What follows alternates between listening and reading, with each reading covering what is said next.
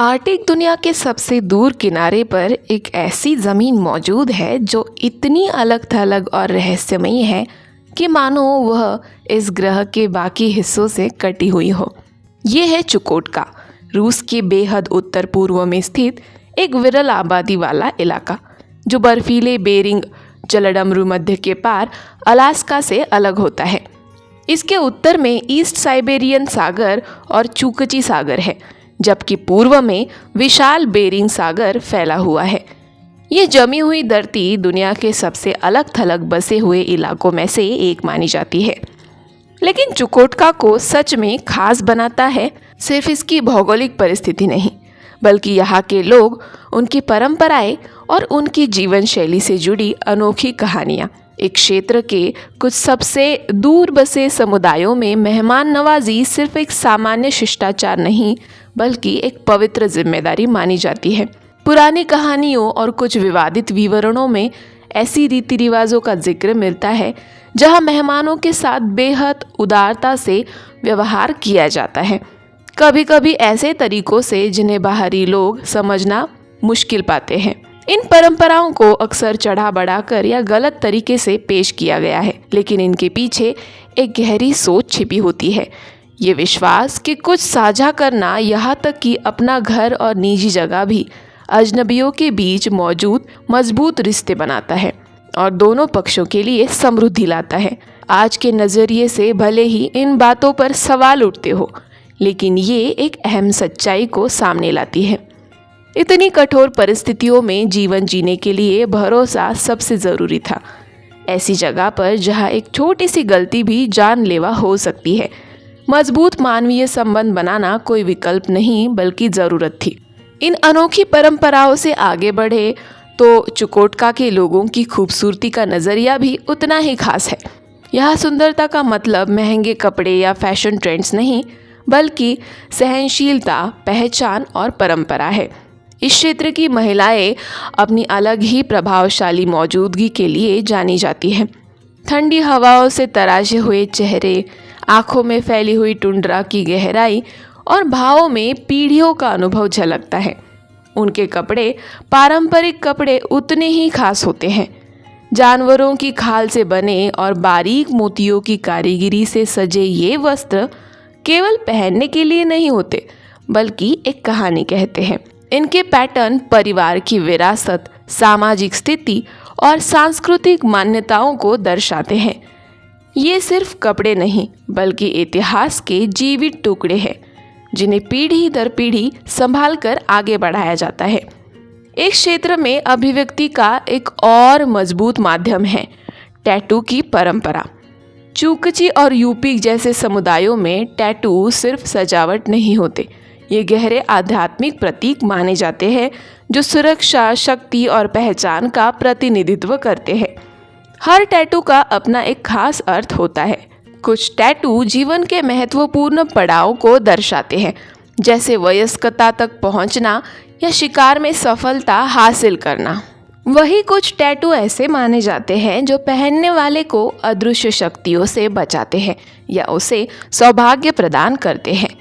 इन tattoo को बनाने की प्रक्रिया अक्सर एक तरह का अनुष्ठान होती है, जिसमें पारंपरिक औजारों और तकनीकों का इस्तेमाल किया जाता है जो सदियों से लगभग वैसे ही बने हुए हैं। कई मामलों में ये प्रक्रिया खुद उतनी ही महत्वपूर्ण मानी जाती है जितना कि अंतिम डिज़ाइन। चुकोटका को सही मायने में समझने के लिए इसके इतिहास को भी देखना ज़रूरी है। एक ऐसी कहानी जो संघर्ष, अनुकूलन और बदलाव से भरी हुई है। आधुनिक सभ्यता के यहाँ पहुँचने से बहुत पहले ये इलाका आदिवासी समुदायों का घर था, जिन्होंने पृथ्वी के सबसे कठोर मौसम में जीवित रहने के लिए अद्भुत कौशल विकसित किए। हड्डियों, पत्थरों और प्राकृतिक संसाधनों से बने औजारों का उपयोग करके वे समुद्री जीवों का शिकार करते थे, बर्फीले पानी में मछली पकड़ते थे और विशाल जमी हुई ज़मीन पर कुत्तों द्वारा खींचे जाने वाली स्लेज के सहारे यात्रा करते थे।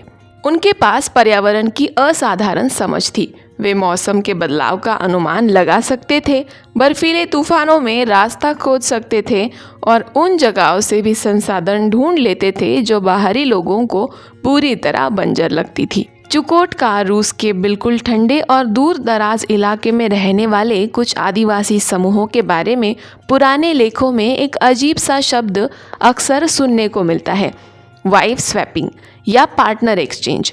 लेकिन अगर इसी संदर्भ में समझे तो कहानी उतनी सनसनीखेज नहीं जितनी बाहर से लगती है। वहाँ की ज़िंदगी इतनी कठोर थी कि बर्फ़, तूफान और सीमित संसाधनों के बीच अकेले जीना लगभग नामुमकिन जैसे होता था। ऐसे में लोगों के लिए सबसे बड़ी ताकत थी एक दूसरे पर भरोसा और सहयोग। कई बार परिवार और समूह आपस में रिश्ते मजबूत करने के लिए अस्थायी रूप से पार्टनर शेयरिंग जैसे सामाजिक समझौते करते थे ताकि दोस्ती, सुरक्षा और सहयोग और गहरा हो सके। ये कोई मनमानी या सिर्फ मनोरंजन वाली चीज़ नहीं थी, बल्कि एक तरह का सामाजिक नियम और भरोसे का प्रतीक था। छोटे छोटे समुदायों में जब रिश्ते मजबूत होते थे तो शिकार, खाना और मुश्किल वक्त में मदद मिलना आसान हो जाता था। यानी ये सब सर्वाइवल स्ट्रेटजी का हिस्सा था। एक बात और, इन रीति रिवाजों के बारे में भी जो भी हम पढ़ते हैं उनमें से बहुत कुछ बाहरी यात्रियों और लेखकों ने लिखा था जो उस समाज को पूरी तरह नहीं समझ पाए, इसलिए कई बार बातें बढ़ा चढ़ाकर या अलग नज़रिए से पेश की गई। आज के समय में ये पुराने तरीके लगभग ख़त्म हो चुके हैं या पूरी तरह बदल चुके हैं, लेकिन असली सीख यही है कि उस कठिन दुनिया में लोग अजीब नहीं थे, वो बस अपने हालात के हिसाब से जीने का तरीका ढूंढ रहे थे, जहाँ भरोसा ही सबसे बड़ी ताकत थी। इस क्षेत्र की जीवन शैली का एक सबसे प्रतीकात्मक हिस्सा है रेनडियर पालन। कई समुदायों के लिए रेनडियर सिर्फ जानवर नहीं, बल्कि उनके अस्तित्व और सांस्कृतिक पहचान का केंद्र हैं। परिवार अक्सर अर्धघुमंतु जीवन जीते हैं, अपने झुंड के साथ टुंड्रा में घूमते हैं ताकि भोजन और अनुकूलन परिस्थितियाँ मिल सके। ये जीवन शैली बेहद कौशल और गहरे ज्ञान की मांग करती है। चरावहों को प्रवास के पैटर्न, मौसम की स्थिति और जानवरों के व्यवहार को समझना होता है। उन्हें अचानक आने वाले तूफानों और कड़ाके की ठंड जैसी चुनौतियों का सामना करने के लिए हमेशा तैयार रहना पड़ता है।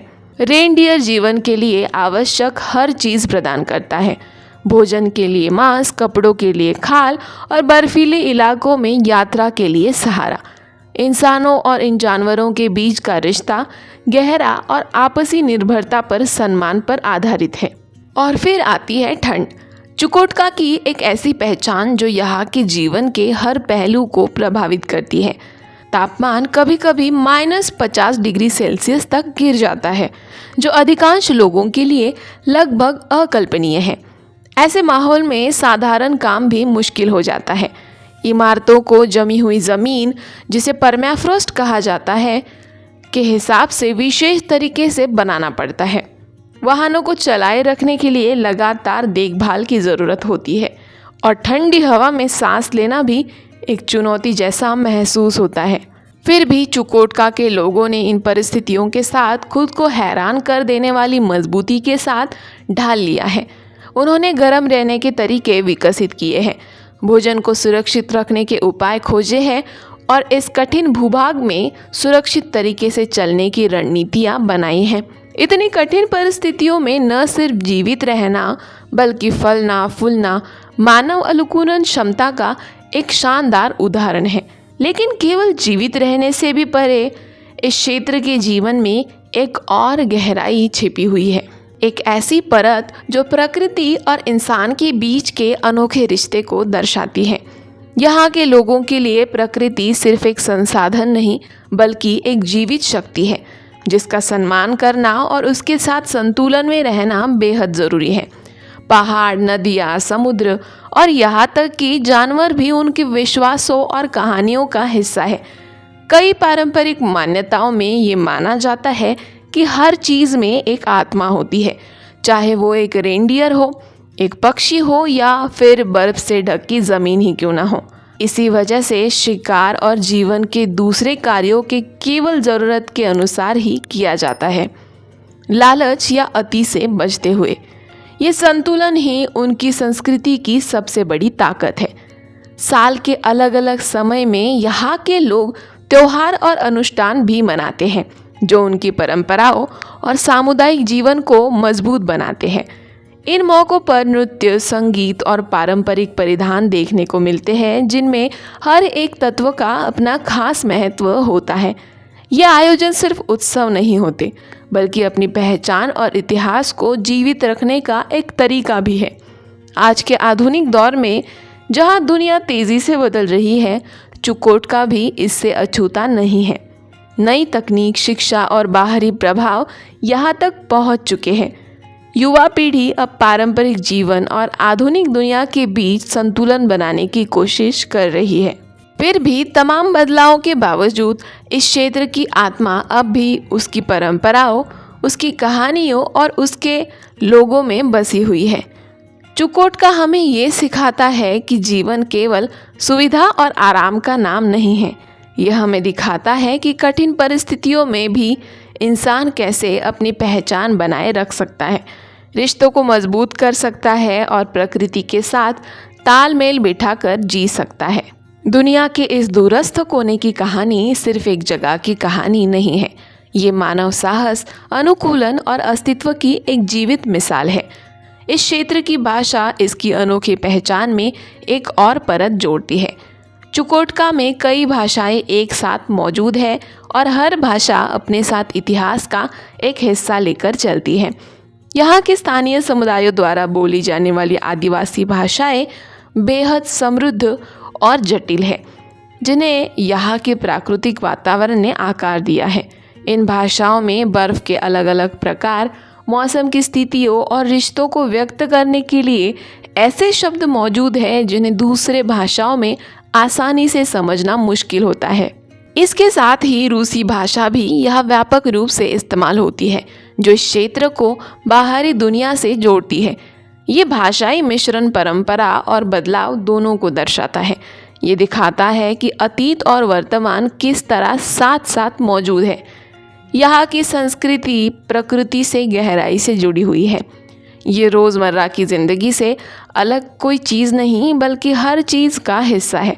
पौराणिक प्राणियों और वीर यात्रियों की कहानियाँ पीढ़ी दर पीढ़ी आगे बढ़ाती है, जिन्हें अक्सर लंबी सर्द रातों में सुनाया जाता है। संगीत और नृत्य यहाँ केवल मनोरंजन के साधन नहीं हैं बल्कि आध्यात्मिक दुनिया से जुड़ने का एक माध्यम है। ढोल की आवाज़ और ख़ास तरह की गायन शैली एक ऐसा माहौल बनाती है जो लगभग अलौकिक सा महसूस होता है, जैसे खुद धरती ही प्रतिक्रिया दे रही हो। चुकोटका में कपड़े भी इस बात का उदाहरण है कि ज़रूरत और संस्कृति कैसे एक साथ जुड़ते हैं। इतनी कड़ाके की ठंड में जीवित रहना काफ़ी हद तक इस पर निर्भर करता है कि आप क्या पहनते हैं।